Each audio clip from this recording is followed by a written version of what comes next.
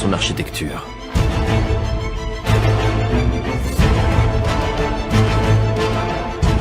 Aujourd'hui, elle rassemble 1,2 milliard de catholiques. Et tout cela au nom de Jésus, né dans une étable. L'Église catholique du XXIe siècle est une puissance financière mondiale. Elle emploie des millions de personnes, détient un patrimoine immobilier très important et réalise des investissements sur toute la planète. Mais aujourd'hui, comme toujours, les richesses de l'Église font l'objet de controverses. Je m'appelle John Dickey. Je suis historien. Ceci est une enquête au cœur des finances de l'Église. Elle va me conduire sur 2 continents et dans des lieux très inattendus.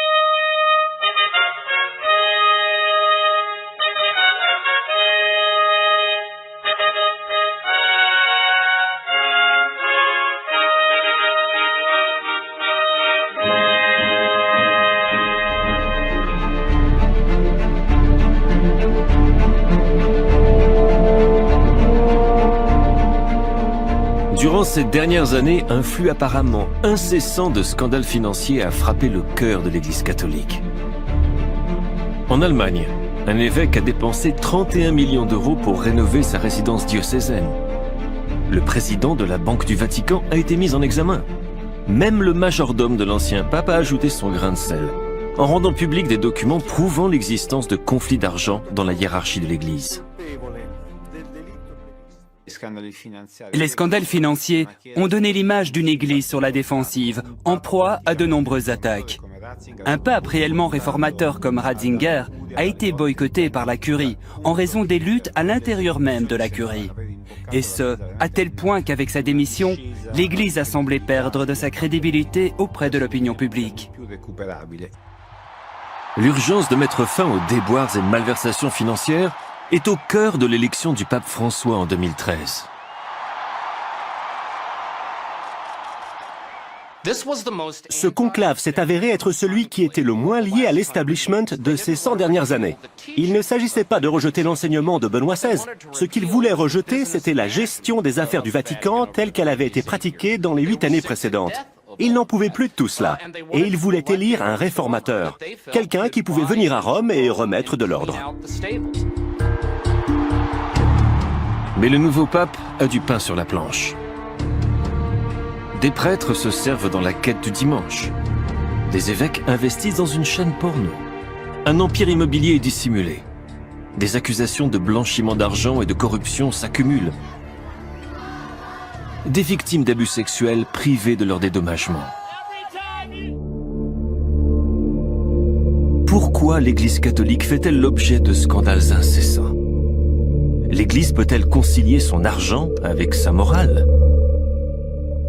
Mon voyage à la recherche de cette réponse commence loin des colonnes de la place Saint-Pierre et me conduit au cœur de l'Europe, en Slovénie, où un archidiocèse a provoqué la perte de la somme ahurissante de 800 millions d'euros.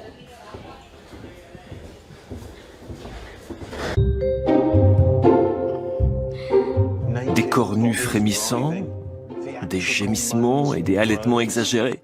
Ce n'est pas exactement le genre de choses qu'on s'attendrait d'une chaîne de télévision détenue par l'Église. Or, c'est précisément ce genre de pornographie qui était diffusé par une chaîne appartenant à l'archidiocèse de Maribor, en Slovénie. Les catholiques d'ici étaient suffoqués. Et ils s'étonnèrent encore plus lorsqu'il apparut qu'il ne s'agissait là que du début d'un scandale qui touchait leur église.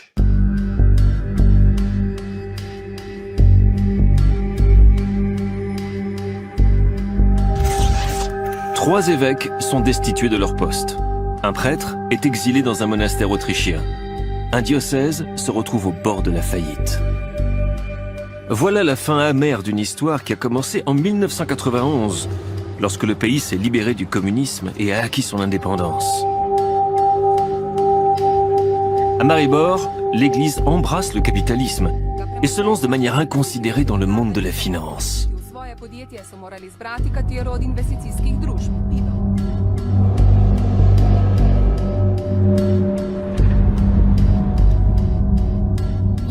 L'église de Maribor s'est lancée dans les affaires il y a 20 ans, à la fin du régime communiste en Slovénie.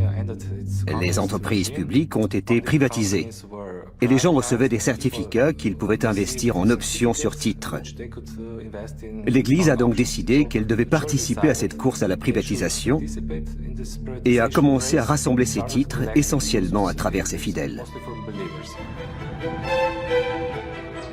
Dans la tentative de regagner l'influence qu'elle avait perdue durant le régime communiste, l'église de Maribor a voulu imiter l'Italie et l'Autriche en créant des écoles catholiques comme celle-ci.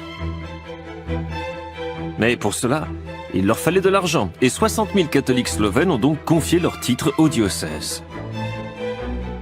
Certains de ces titres valaient 3 000 €. Et les premiers profits ont alimenté un goût pour le risque financier.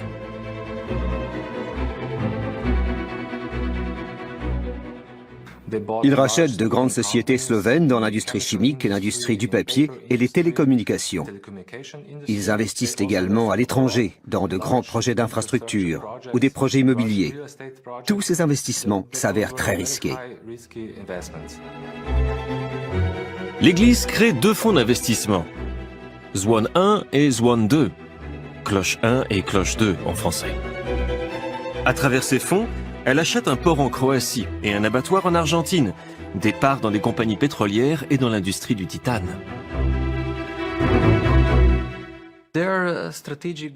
Leur objectif stratégique en termes d'investissement financier, c'était de jouer un rôle important dans le monde des affaires et dans les décisions stratégiques de l'économie slovène.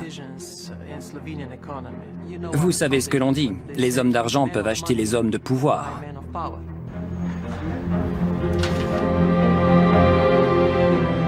L'investissement le plus important et le plus risqué de l'archidiocèse est celui qu'il fait dans une société de médias et de télécommunications appelée T2, oui, celle qui diffusait les films porno.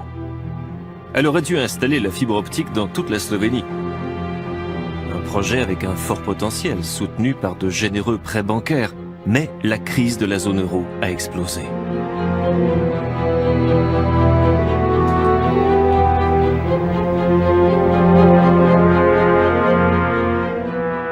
En gros, ils se sont lancés dans des investissements à très long terme, mais financés essentiellement par des emprunts bancaires à court terme. C'est incroyable qu'ils aient obtenu autant de prêts. Lorsque je suis entré dans le conseil de surveillance de la plus grande banque slovène, j'ai eu l'impression que les liens personnels combinés à l'influence politique étaient utilisés pour obtenir des fonds financiers à une très grande échelle. Lorsque la crise financière a explosé, l'apport de fonds dans le système bancaire slovène en provenance du marché étranger s'est complètement tari. Et la faillite était inévitable. L'effondrement de Cloche 1 et Cloche 2 a conduit également l'église de Maribor au bord de la faillite. La personne qui avait mis au point ces stratégies catastrophiques avait très peu de background financier. Il s'agissait du trésorier de l'archidiocèse, Mirko Krasovec, un prêtre. Je pense que l'incompétence d'employés haut placés de l'Église peut expliquer en partie ce qui est arrivé. Il est de la responsabilité de tout investisseur d'engager des experts. Mais quand on engage un expert, cela veut dire que quelqu'un de l'extérieur peut exercer une forme de contrôle sur la société, le holding ou les investissements. Et je pense que le contrôle extérieur, la transparence, c'est quelque chose qu'ils ont délibérément choisi de ne pas avoir. En 2007, Rome découvre ce qui se trame à Maribor lorsque son évêque demande l'autorisation de faire 2 emprunts de 5 millions d'euros chacun. Il faudra 3 ans au pape Benoît XVI pour intervenir, évincer l'évêque et son trésorier et envoyer le père Loïs Wickel remettre de l'ordre. C'est un énorme défi pour l'église de Maribor. L'église de Maribor ne dispose que des ressources issues des fidèles. Elle doit faire face à de sérieux problèmes car sans les ressources financières, elle devra pourtant poursuivre sa mission pastorale. Elle devient ainsi une église très dépendante des fidèles et aussi au service des fidèles.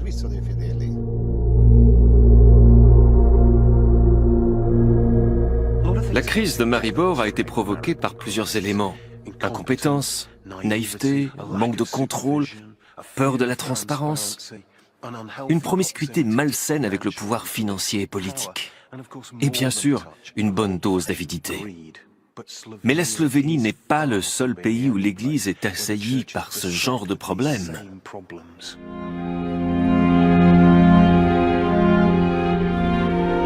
Avere di più, avere di più, avere di più. Ti porta all'idolatria. Ti distrugge il rapporto con gli altri.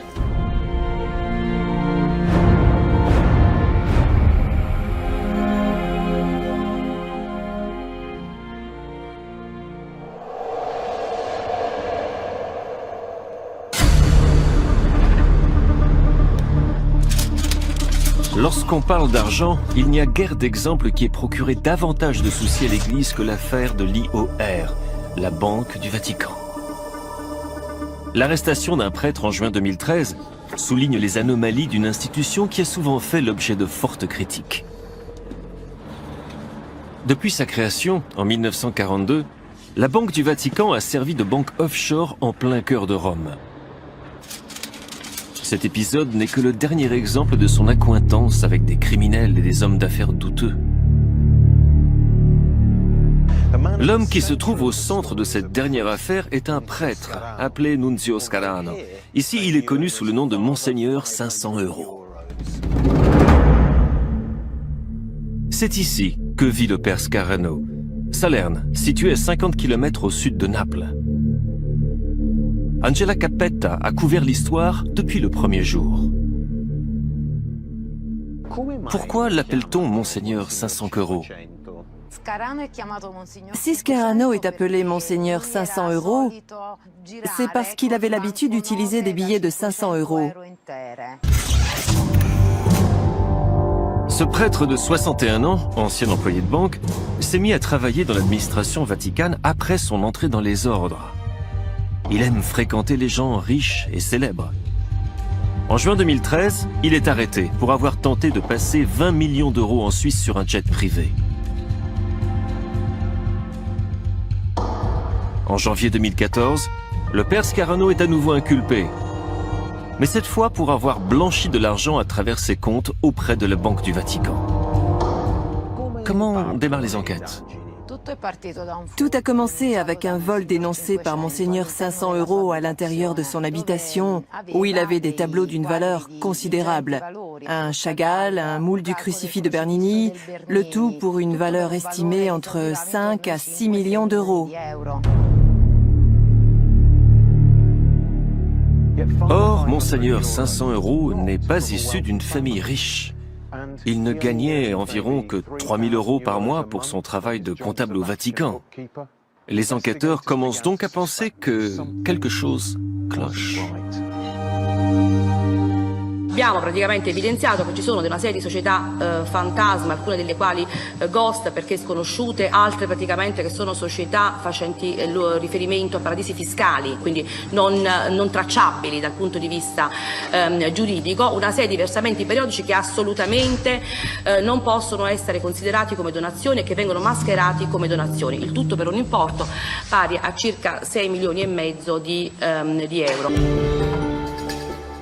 Les enquêteurs ont examiné les comptes du père Scarano à la Banque du Vatican. Dans l'un d'entre eux, appelé Fonds pour les personnes âgées, ils ont découvert des millions d'euros provenant de prétendues donations entre 2003 et 2013.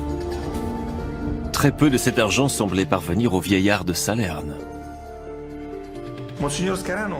Monseigneur Scarano reçoit beaucoup d'argent, des millions d'euros de la part d'une famille d'armateurs, les D'Amico, originaires de la même ville que lui, Salerno. C'est un fait. L'autre fait est que les D'Amico gèrent un empire qui a des sociétés un peu partout dans le monde et que certaines sommes, même une grande partie de cet argent qui va à Scarano, provient de sociétés offshore. Et on a voulu faire transiter cet argent par l'IOR, qui justement permet de faire entrer de l'argent, sans qu'il y ait trace de sa provenance, en Italie ou de toute façon dans le système bancaire européen. Très simplement, voici comment on pourrait blanchir son argent à travers la Banque du Vatican. D'abord, trouver un ami qui a le droit d'ouvrir un compte dans cette banque. Puis, avec cet ami, créer une association caritative, disons une fondation pour des historiens sans le sou, et ouvrir un compte. Verser les donations, de préférence en liquide. Il s'agit de donations, qui donc demandera des comptes? Voici l'astuce. La Banque du Vatican détient des comptes de correspondance dans des banques de proximité pour ses clients en Italie et à l'étranger. Il suffit de transférer son argent sur l'un de ces comptes et, à condition que la banque de correspondance ne pose pas trop de questions sur un virement provenant de la Banque du Pape, il n'y aura aucun moyen de remonter jusqu'à l'origine de l'argent.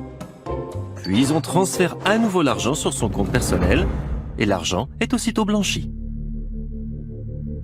Ensuite, on dépense son argent comme on le souhaite ou comme l'a apparemment fait Monseigneur 500 € en achetant des œuvres d'art et un appartement de 17 pièces. L'une des difficultés de la Banque du Vatican réside dans le fait que ce n'est pas une banque comme les autres. Dans une banque classique, toute personne qui passe dans la rue et qui a 10 $ en poche peut ouvrir un compte. Pour la Banque du Vatican, seules des entités bien précises peuvent le faire. Il faut être un ordre religieux ou un diocèse. Il faut avoir le droit d'ouvrir un compte. Après avoir passé cette sélection, la Banque du Vatican se comporte vis-à-vis du client comme s'il était l'un des leurs, un membre de la famille. Et du coup, il est malvenu d'enquêter sur la provenance de l'argent ou sur son utilisation. Mais tout cela pourrait vite appartenir au passé. Depuis le 11 septembre 2001, les inquiétudes concernant le financement du terrorisme international ont fait de la lutte contre le blanchiment une priorité internationale. Et le pape François a clairement fait comprendre que les scandales devaient cesser. Après l'arrestation de Scarano, le directeur de la Banque du Vatican et son directeur adjoint ont quitté leur poste. La Banque du Vatican, qui se trouve là-bas, est donc sur le chemin de la réforme. Ce changement a été mis en place par Benoît XVI en 2010. C'est en effet ce dernier qui approuve la première loi au Vatican contre le blanchiment d'argent.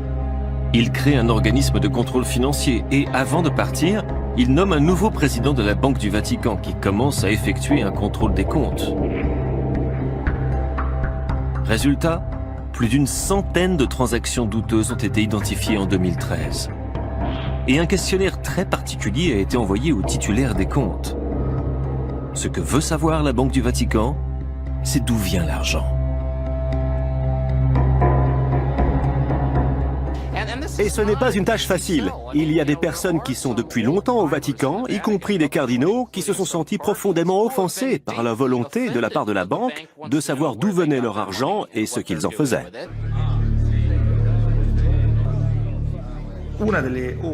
Une des zones d'ombre est certainement celle des fondations qui peuvent couvrir l'utilisation d'argent. Au mieux encore, des mouvements d'argent sans lien avec leur but institutionnel. Ou même des fondations qui, en réalité, sont factices. Mais le pape François semble résolu. Il nomme un nouveau chef du comité de contrôle financier et forme une commission pour réformer les institutions financières du Vatican.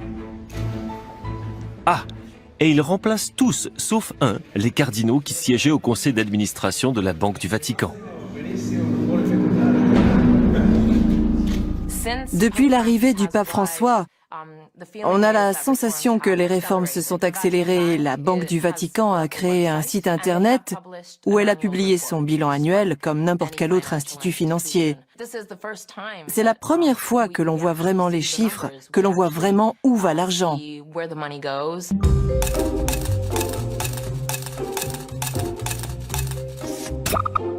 Compte tenu de tous les problèmes qu'elle a créés, la Banque du Vatican est étonnamment petite. Elle compte environ 19 000 clients, pour le compte desquels elle gère un capital de 6 milliards d'euros. En 2012, elle a généré un profit de 86 millions d'euros. Mais ce qu'elle fait avec cet argent révèle l'importance que la banque revêt pour le budget du Saint-Siège. En 2012, la banque a donné à sa sainteté 55 millions d'euros. De quoi couvrir 20% du budget de la curie romaine.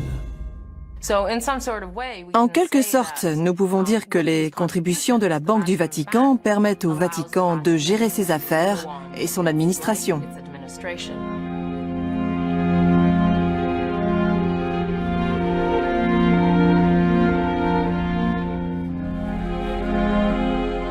Io non so come finirà lo IOR. Alcuni dicono che forse è meglio che sia una banca, altri che sia un fondo di aiuto, altri dicono chiuderlo. Ma se sentono queste voci, io non so. Io mi fido del lavoro delle persone dello IOR che stanno lavorando in questo. Anche della commissione. Mais place Saint-Pierre, la transparence semble encore lointaine. Regardons de plus près le budget opérationnel du Saint-Siège. En 2012, le bilan annonce un revenu d'environ 250 millions d'euros et des dépenses pour environ 248 millions d'euros, avec un profit net d'environ 2 millions. Mais ces chiffres ne disent pas tout sur les biens détenus par le Vatican.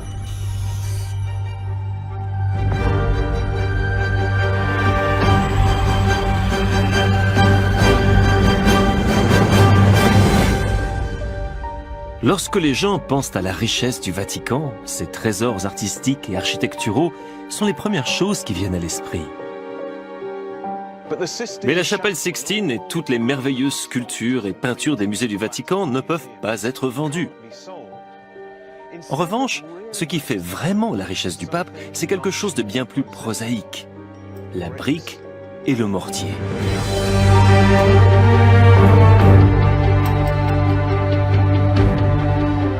Avec plus de 220 000 paroisses à travers le monde, l'Église catholique a évidemment beaucoup de terres consacrées. Mais ce n'est que le début. Le pape pourrait bien être un des plus grands propriétaires de biens immobiliers au monde.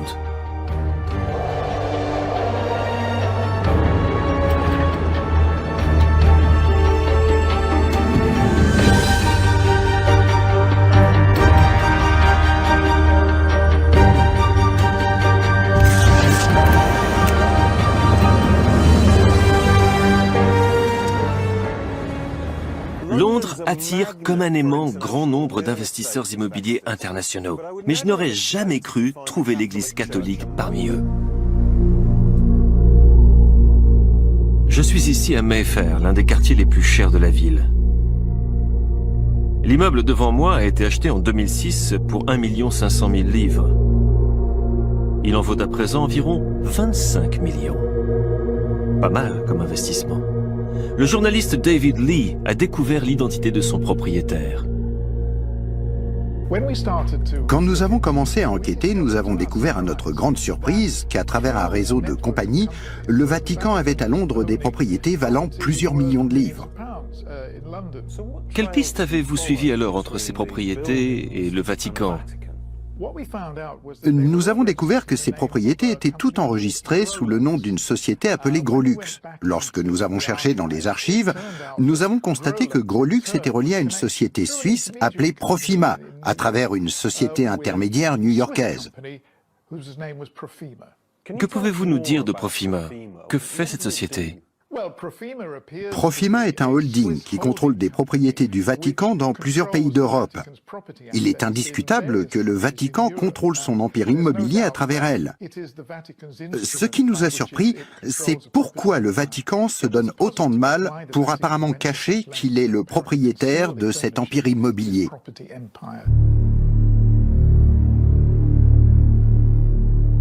Ces documents remontent à la Deuxième Guerre mondiale. Et d'après ce qui est écrit ici, Profima était vu d'un mauvais œil par le gouvernement britannique. Il pensait que cette société servait à cacher la véritable origine de l'argent. En d'autres termes, celle d'un pays ennemi, l'Italie fasciste.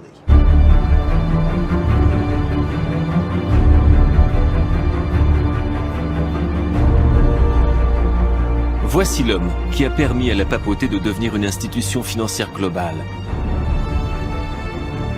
Benito Mussolini. Depuis la chute de l'Empire romain jusqu'en 1870, le pape règne sur l'Italie centrale. Mais après l'unification du pays, il perd tous ses territoires. En 1929, avec les accords de Latran, le Duce dédommage le Vatican pour les territoires perdus en versant une grosse somme au pape, l'équivalent de 1,5 milliard d'euros d'aujourd'hui. D'après l'historien John Pollard, c'est le tournant décisif pour les finances du Vatican. Alors, qu'est-ce que les accords de Latran ont apporté à Mussolini et qu'a obtenu la papauté? Mussolini a obtenu beaucoup de choses. Il a obtenu la reconnaissance de l'Italie de la part du Vatican, ce qui signifie qu'à partir de ce moment-là, il n'y a plus de réelle opposition catholique au régime fasciste. Cela confère à l'Italie fasciste un grand prestige dans le monde.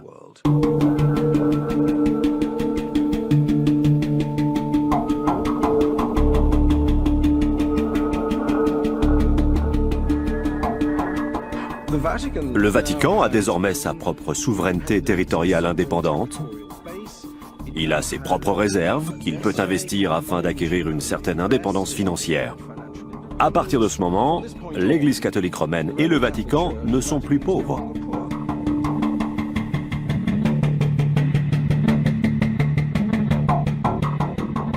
Le Vatican a eu par ailleurs la chance de trouver quelqu'un, Bernardino Nogara, un banquier milanais qui était un brillant investisseur.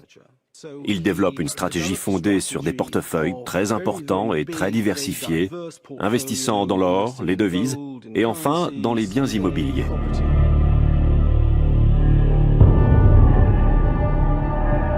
À partir de ce moment-là, le Vatican devient un géant international de l'immobilier. Mais c'est à Rome que sa sainteté détient le capital immobilier le plus important.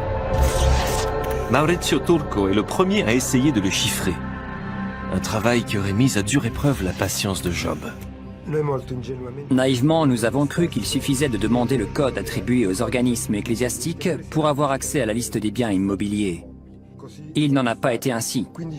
Alors nous avons travaillé sur une série de noms en rapport avec les saints, les congrégations, les ordres, pour pouvoir obtenir un cadre assez complet de ceux qui possèdent des biens immobiliers à Rome.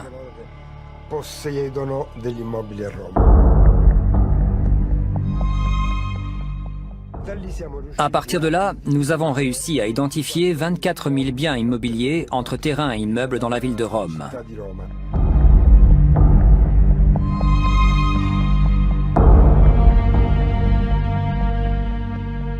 Pourquoi ce mystère?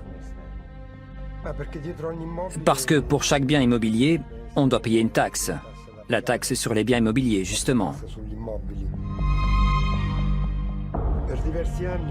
Pendant plusieurs années, les biens immobiliers appartenant à des organismes ecclésiastiques ont été exonérés d'impôts. Non pas sur la base de l'activité exercée à l'intérieur de l'immeuble, mais sur la base de la titularité, de la propriété de ce bien. C'est-à-dire que si le bien immobilier appartient à l'organisme ecclésiastique, il n'y a pas d'impôt à payer, même si on exerce des activités commerciales.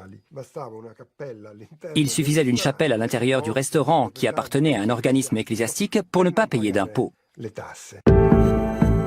Des restaurants et hôtels catholiques. On ne trouve pas cela partout. Mais la ville éternelle en est remplie. Et il gagne beaucoup d'argent.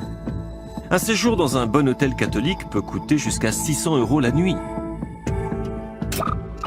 À Rome et dans ses environs, l'église offre une capacité de 10 000 lits. Allant des simples bed and breakfast au palace 5 étoiles. Et cela produit un revenu de 700 millions d'euros par an.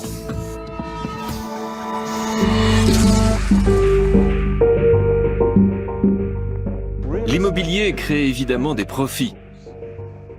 Mais en Italie comme ailleurs, cela peut aussi être un formidable outil de pouvoir. On peut s'en servir pour créer des liens entre, d'une part, le clergé, et de l'autre, des personnalités influentes au sein de l'État.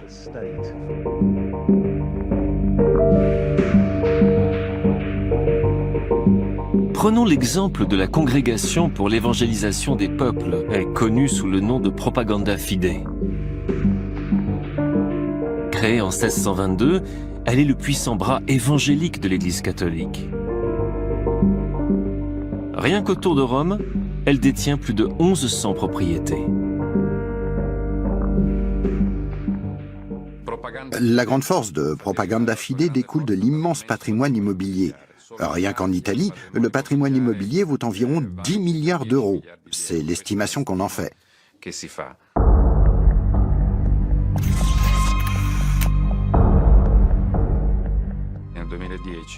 En 2010, de nombreuses révélations ont été faites sur le patrimoine de Propaganda Fide, qui était loué à bas prix à des hommes politiques, à des fonctionnaires d'État, à des dirigeants publics et privés.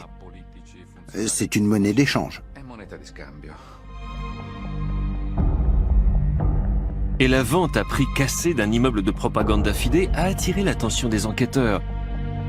Ils ont alors découvert l'implication d'un des ministres du gouvernement Berlusconi.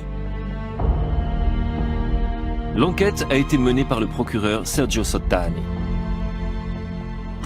Propaganda Fide, propriétaire de ce palais, avait vendu ce bâtiment à une société dont le représentant légal était le fils du ministre des Infrastructures de l'époque, Lonardi. Le contrat prévoyait une contrepartie pour l'achat de ce bien immobilier d'environ 3 millions d'euros. Mais selon l'architecte, la valeur de ce bâtiment était bien plus grande, au moins 7 ou 8 millions d'euros. À la suite de cela, un document qui faisait référence à un financement de Propaganda Fide pour la réalisation d'un musée parvint au parquet de Pérouse.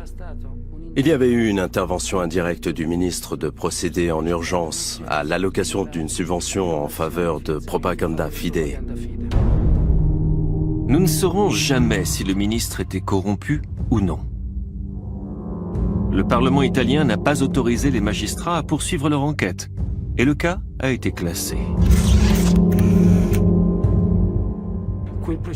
Cette affaire est tombée sous le coup de la prescription, ce qui signifie qu'aucune enquête n'a été faite.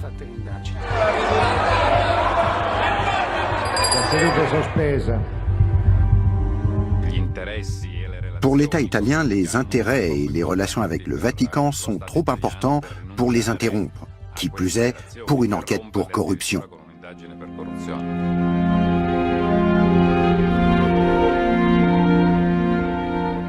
Giuda ha incominciato da peccatore avaro e finito nella corruzione. Quanto male fanno i corrotti nelle comunità cristiane. Peccatori sì, corrotti no.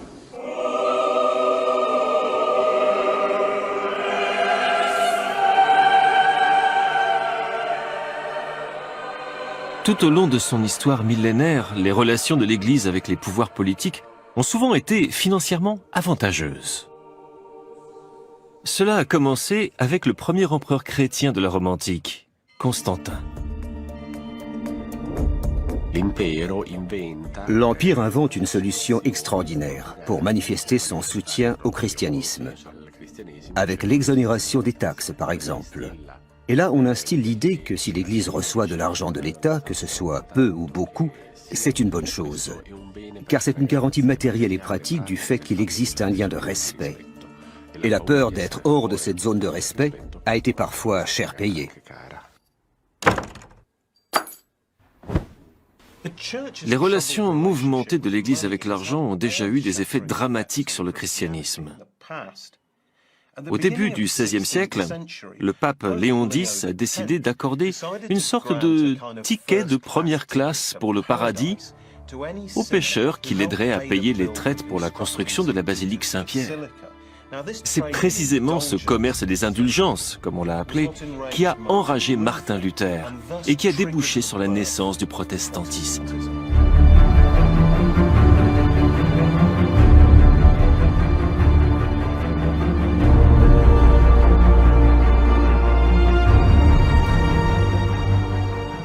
La vente de ces indulgences était une très bonne affaire. En fait, le premier slogan de l'histoire fut conçu précisément pour promouvoir la vente des indulgences. C'est le prêtre dominicain Johann Tetzel qui, au XVe siècle, allait parmi les gens en disant « Sitôt que sonne votre bol, du feu brûlant, l'âme s'envole ». Et cela lui permit de collecter beaucoup d'argent. Je pense que quelque part au fond de la psychologie catholique, il y a cette idée que l'une des manières de se mettre en règle avec Dieu consiste à soutenir son Église.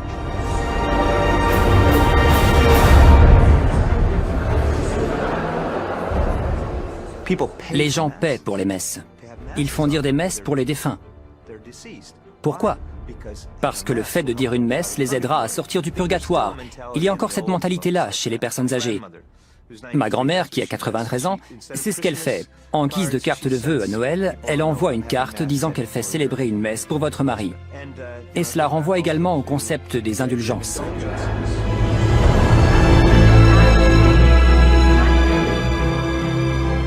La quête du dimanche est une tradition aussi ancienne que le christianisme lui-même. Il s'agit également d'un moment vital pour les coffres de l'Église.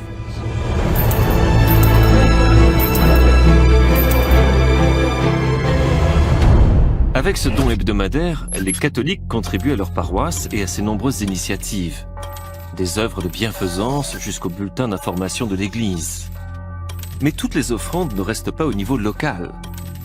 Les paroisses en versent une partie à leur évêque, lequel verse à son tour et à sa discrétion une contribution au pape. En 2012, les évêques ont envoyé place Saint-Pierre l'équivalent de 26 millions d'euros.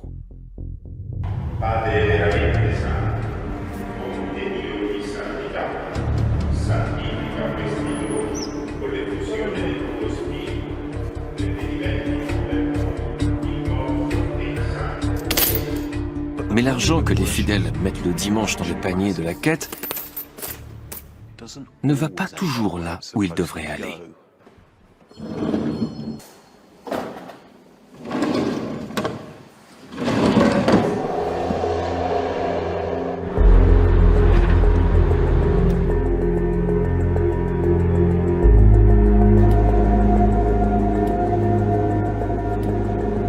Le détournement de l'argent des quêtes est l'un des problèmes les plus graves que l'Église doit affronter dans le monde. Aux USA, où les quêtes du dimanche rapportent la coquette somme de 13 milliards de dollars par an, ce détournement atteint des niveaux records. Chuck Zeck a créé un master en management de l'Église à l'université de Villanova. Il me donne un petit cours.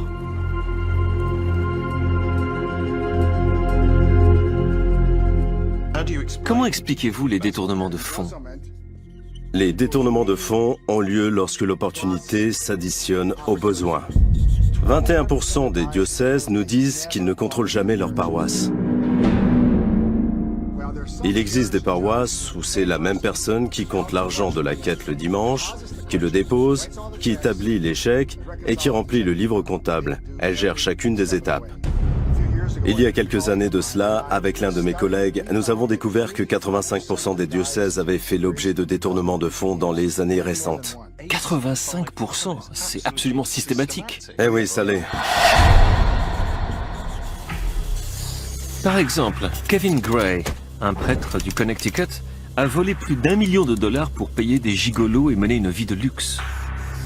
Anita Collins, une employée de l'archidiocèse de New York, a été inculpée pour avoir volé 1 million de dollars, qu'elle a dépensé entre autres pour s'acheter des poupées de collection. le père Rodney Rhodes de la Virginie, a été condamné à 63 mois de prison pour avoir volé 600 000 $. Il avait une femme et 3 enfants.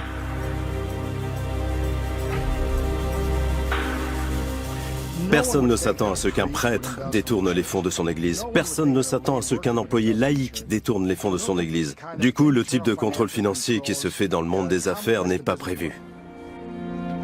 Plus qu'une incapacité à comprendre les principes du management, il me semble qu'il s'agit là d'une incapacité à comprendre la nature humaine. Se noi andiamo sulla strada delle ricchezze, se andiamo sulla strada della vanità, diventiamo lupi, no, pastori. Pregate per questo.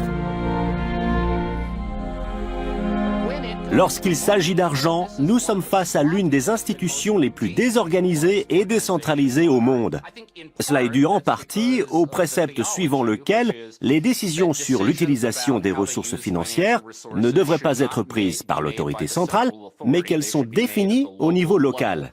Et cela tient en partie au fait que l'Église est dirigée par des gens qui sont des grands experts en théologie et en liturgie, mais qui ont parfois un niveau très élémentaire de compréhension de la finance, et qui ne savent même pas quelles questions poser, ni forcément où chercher les réponses.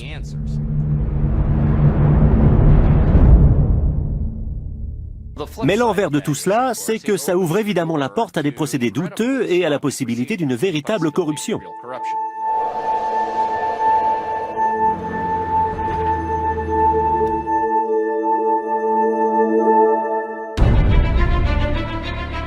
Il faut dire qu'il y a assez d'argent dans l'Amérique catholique pour tenter un saint. En 2012, l'archidiocèse de Chicago, par exemple, a déclaré des actifs pour un total de 3 milliards 100 millions de $. À titre de comparaison, cette même année, l'archidiocèse de Cologne, le plus riche d'Allemagne, a déclaré 166 millions d'euros d'actifs.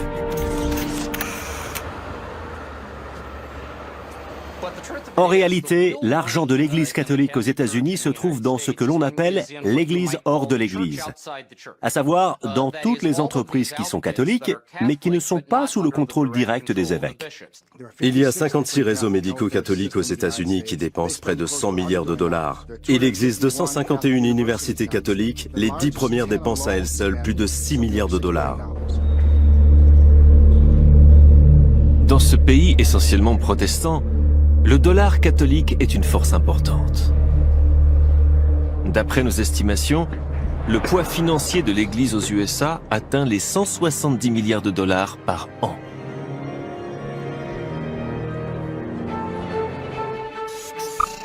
« 57% de cette somme est allouée au réseau sanitaire catholique et 28% aux universités. Tandis que les opérations quotidiennes des paroisses et des diocèses comptent seulement pour 6%, et les activités de charité pour 2,7%.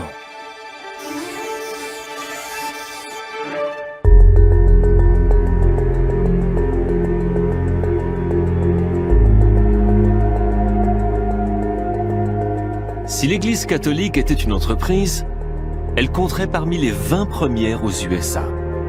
Tout là-haut, avec des sociétés comme General Motors et Apple. Pour être honnête, je pense que c'est là une des raisons pour lesquelles ces dernières années, le Vatican s'est beaucoup dépensé afin que l'Église catholique américaine ne perde pas le contrôle de ses affaires. Parce que si cela arrivait, cela lui ferait perdre non seulement 70 millions de catholiques, mais également une quantité énorme de ressources financières qui dépassent largement l'argent contrôlé par le Vatican. Mais l'Église catholique aux USA est bien partie en vrille lorsque le plus grand scandale de son histoire a explosé. La dissimulation des abus sexuels perpétrés par des prêtres sur des milliers d'enfants à travers le pays.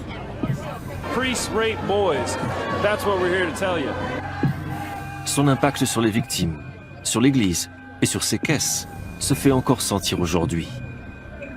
On estime que 3 milliards 300 millions de $ de dédommagement ont été versés aux victimes entre 1994 et 2012. Suite aux demandes de dédommagement de la part des victimes d'abus sexuels, 10 diocèses américains ont déjà fait faillite. À chaque fois qu'il y a une procédure de faillite, il faut produire une montagne de papier, produire une montagne de documents.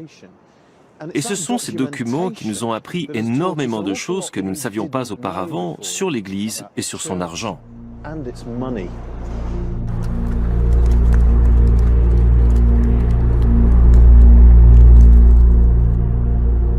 Patrick est un ancien prêtre qui a un point de vue unique sur la manière dont l'Église a géré cette crise. En tant que moine bénédictin de l'archidiocèse de Saint-Paul et de Minneapolis, j'ai fait ce que l'on fait dans chaque diocèse de ce pays et du monde. Il faut qu'il y ait quelqu'un disposé à s'occuper d'un auteur d'abus sexuels. Lorsque cette personne est mise à l'écart, juste avant n'importe quel type de révélation publique, il faut que quelqu'un prenne les devants et aille calmer les esprits pour résoudre le problème.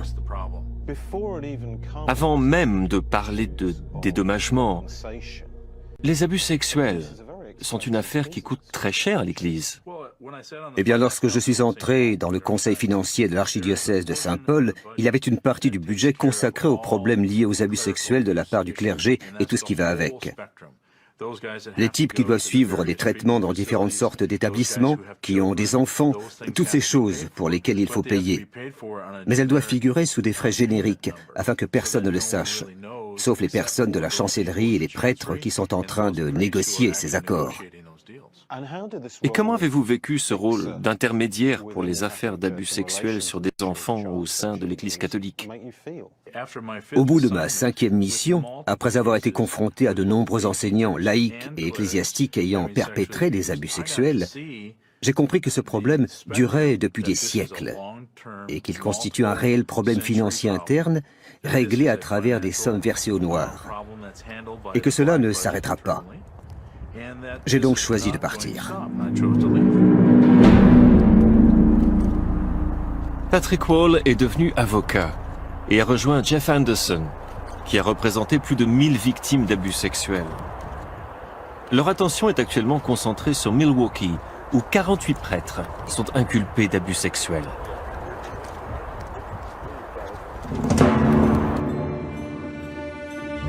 Mais le scandale est devenu financier.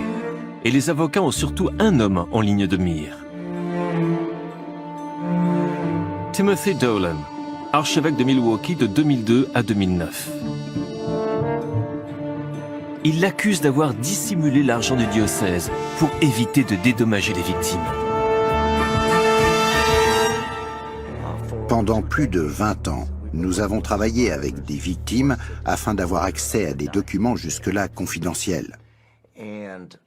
Récemment, au cours de ces 2 dernières années, la Cour a ordonné de rendre publics ces documents. Dans les 50 000 pages qui les composent, on a découvert que l'archevêque Dolan a reçu l'autorisation du Vatican pour transférer presque 60 millions de dollars dans la fondation du cimetière. Pourquoi aurait-il placé une telle somme d'argent dans la fondation d'un cimetière qui était déjà autofinancé? Il existe une seule raison à ce transfert. La décision de la part de l'archevêque Dolan de faire en sorte que ni lui ni son diocèse ne soient obligés de répondre aux victimes.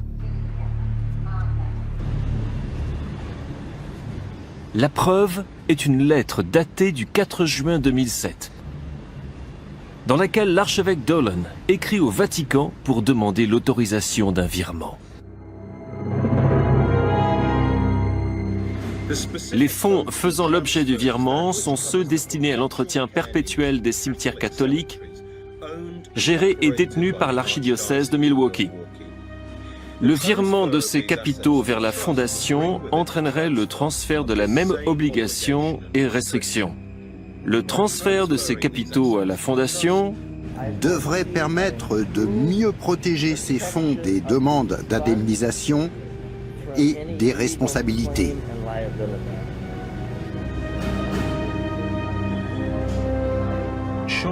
L'Église, qui fait beaucoup de bien à la communauté, a sans aucun doute le droit de protéger son capital.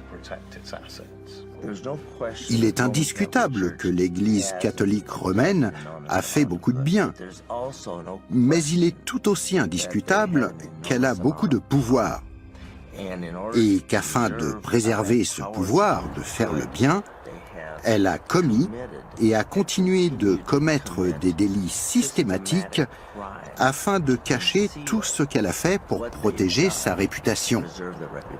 Et c'est dans ce contexte qu'elle fait le bien et qu'elle fait aussi le mal, et qu'elle permet au mal de se faire.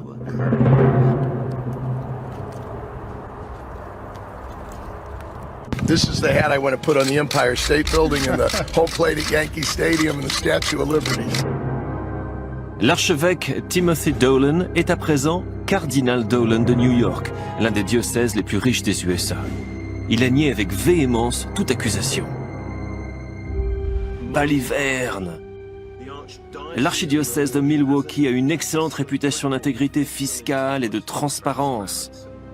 Les accusations téméraires de ses avocats comprenaient également la dissimulation des fonds du cimetière, qui est évidemment protégé par les lois de l'État du Wisconsin et ne peut être touché ou transféré par qui que ce soit. Donc, ces accusations sont fausses.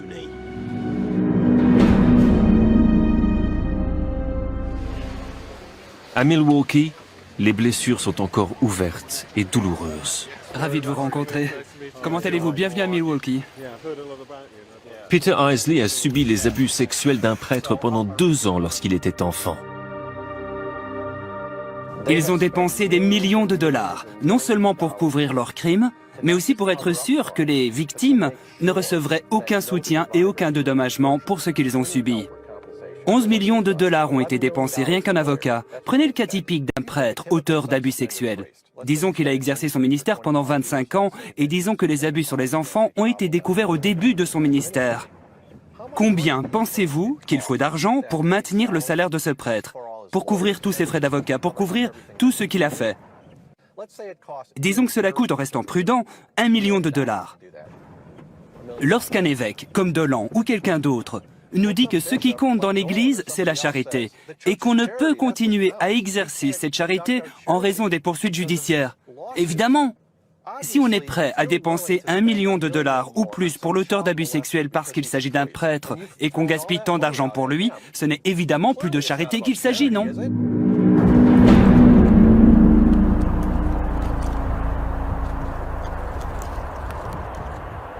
En janvier 2011, l'archidiocèse de Milwaukee a déposé le bilan. Avec 575 demandes d'indemnisation pour abus sexuels, des frais de justice atteignant 11 millions de dollars, c'est l'un des dépôts de bilan les plus gros et les plus controversés de tous les diocèses américains. La question du fonds des cimetières n'est toujours pas réglée.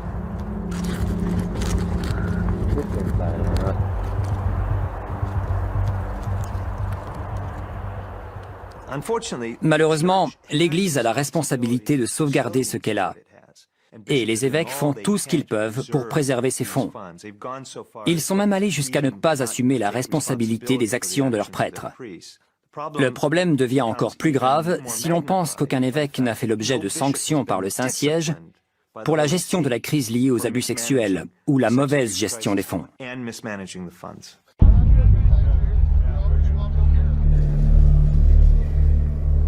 La question des dédommagements à verser aux victimes d'abus sexuels de la part de prêtres a déclenché une bataille légale, État après État, à propos du délai de prescription américain. Il s'agit de déterminer si l'abus a eu lieu il y a trop longtemps pour faire l'objet d'une poursuite judiciaire. Si l'Église perd cette bataille, elle risque de devoir verser des dédommagements encore plus importants aux victimes encore en vie. C'est pourquoi l'Église investit beaucoup à présent dans le lobbying politique. Un rapport a établi que la Conférence américaine des évêques catholiques, le plus haut niveau de la hiérarchie ecclésiastique, a dépensé plus de 26 500 000 dollars rien qu'en 2009 pour influencer la politique publique sur des questions inhérentes à la religion. Je crois qu'aux États-Unis, l'Église catholique est la confession la plus importante. Nous sommes dans un pays qui a beaucoup de religions différentes, et c'est la plus importante.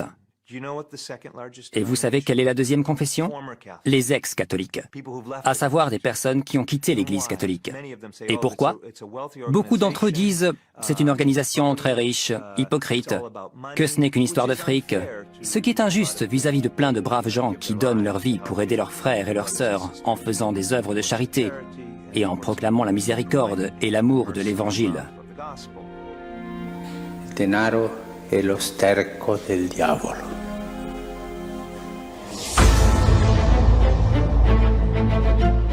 Faire le bien, aimer son prochain, s'occuper des pauvres. Voici quelques-uns des principes du catholicisme qui ont touché et convaincu des gens du monde entier à aider l'Église en donnant de l'argent et des immeubles pour ses bonnes œuvres ou de l'art pour diffuser son message. Partout où je suis allé, j'ai vu une Église qui est profondément mal à l'aise face aux dangers et responsabilités qui découlent inévitablement de la gestion d'un patrimoine. La réponse du pape François est de relancer la vision exaltante d'une Église pauvre. Mais qu'est-ce que cela veut vraiment dire? Le Ghanéen Peter Turkson, l'un des cardinaux les plus influents au sein du Vatican, a son interprétation. Pensez-vous que dans ses avertissements concernant l'argent, la corruption, etc., le pape adresse aussi un message à l'Église elle-même? Oui, le message s'adresse aussi aux personnes qui font partie de l'Église. Il concerne leur rapport à l'argent et à la richesse et la manière dont cela peut compromettre la crédibilité de leur prédication de l'Évangile et leur propre ministère. Le message s'adresse donc à chacun d'entre nous. Le pape François donne lui-même l'exemple. Il a refusé bon nombre des privilèges de son office. Il roule dans la première voiture disponible. Et il préfère loger dans une chambre d'hôtel plutôt que dans la majesté du palais apostolique. Il a dit qu'à partir du moment où le prêtre fait bien son métier, le peuple l'aide. C'est le prêtre qui doit chercher les pauvres. Il n'est pas le petit seigneur local, il est au service des fidèles, et donc l'argent ne sert que dans la mesure où il donne crédibilité à sa mission. C'est utile si cela aide, sinon l'argent devient vraiment un obstacle à ta mission.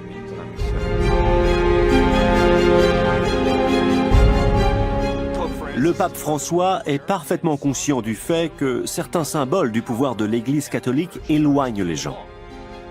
L'or, le rouge, les dentelles, cela ressemble davantage aux symboles de privilèges qu'à ceux d'un service. Et il essaie vraiment de beaucoup réduire tout cela. Cela semble fonctionner. Récemment, dans un restaurant romain, je suis tombé sur un très vieux cardinal, une de ces personnes qui est à la tête de l'emploi. Mais maintenant, il s'habille très simplement. Lorsque je lui ai demandé, en plaisantant, ce qu'il se passait, il m'a répondu « Il faut que vous compreniez qu'avec ce pape, la simplicité, c'est le nouveau chic. » La pression en faveur d'un changement au sein de l'Église catholique est très forte. Les scandales successifs ont terni sa réputation, affaibli son autorité et sali son message.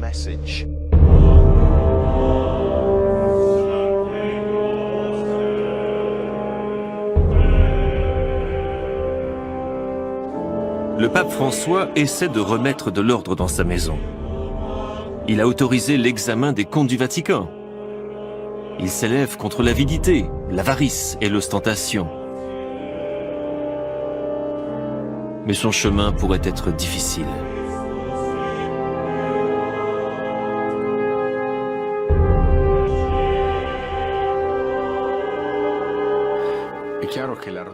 Il est clair que l'ardeur et l'intensité de la réforme que le pape François a entreprise rencontrent des difficultés. En remettant des équilibres en question et des concentrations de pouvoir, bien sûr, il se fait des amis, mais parfois aussi des ennemis. Et la papauté n'est pas complètement insensible au climat dans lequel elle évolue.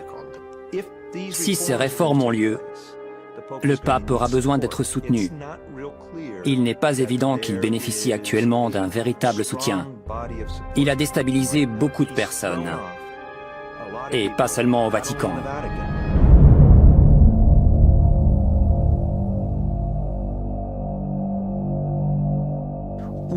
Un des principaux magistrats anti-mafia italiens, Gratteri, a reconnu que le pape François risque sa vie car les clans de la mafia qui étaient habitués à recycler l'argent à travers l'IOR ne peuvent plus le faire. La transparence, la glasnost du pape les rendent nerveux car ils ont perdu un extraordinaire moyen de blanchir leur argent provenant de la drogue et des trafics illicites.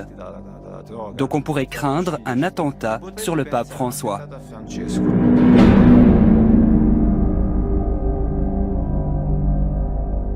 L'Église a 2000 ans. Pour que le pape François puisse réussir ses réformes, il faudra donc que les choses changent plus vite que dans presque toute son histoire. Quoi qu'il en soit, à la fin de ce voyage, je me demande si l'Église n'est pas éternellement condamnée à avoir une relation d'amour-haine avec l'argent. Il faut de l'argent pour faire ce que l'Église veut faire dans le monde. Si elle veut servir les pauvres, si elle veut dire la messe, il faut qu'elle ait des ressources financières. L'Église doit donc trouver les ressources de manière responsable, et elle devra les gérer de façon transparente. Dans le même temps, elle devra exprimer clairement son amour pour les pauvres. C'est un équilibre difficile à trouver, même dans ses meilleurs jours. Et la vérité, c'est que l'Église n'est pas toujours dans ses meilleurs jours. Du point de vue des relations publiques, la promotion d'une église pauvre s'avère être une stratégie terriblement efficace, si l'on en juge par les foules attirées par le pape François. Mais réforme est un de ces mots comme amour et espoir qui font l'unanimité. Ce qui est difficile, c'est de les mettre en pratique. Tout populaire qu'il soit, si le pape François n'arrive pas à régler les controverses liées à l'argent, presque rien d'autre n'aura d'importance dans sa papauté.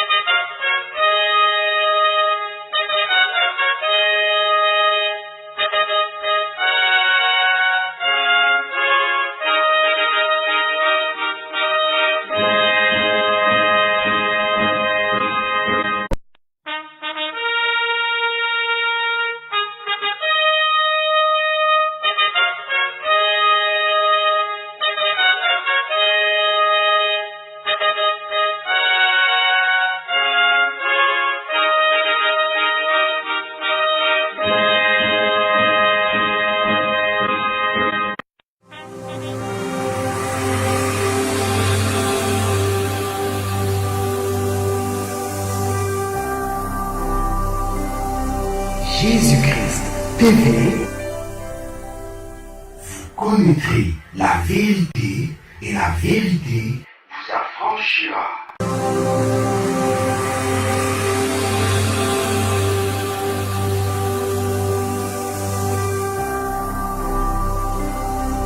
Jésus-Christ TV, vous connaîtrez la vérité et la vérité vous affranchira.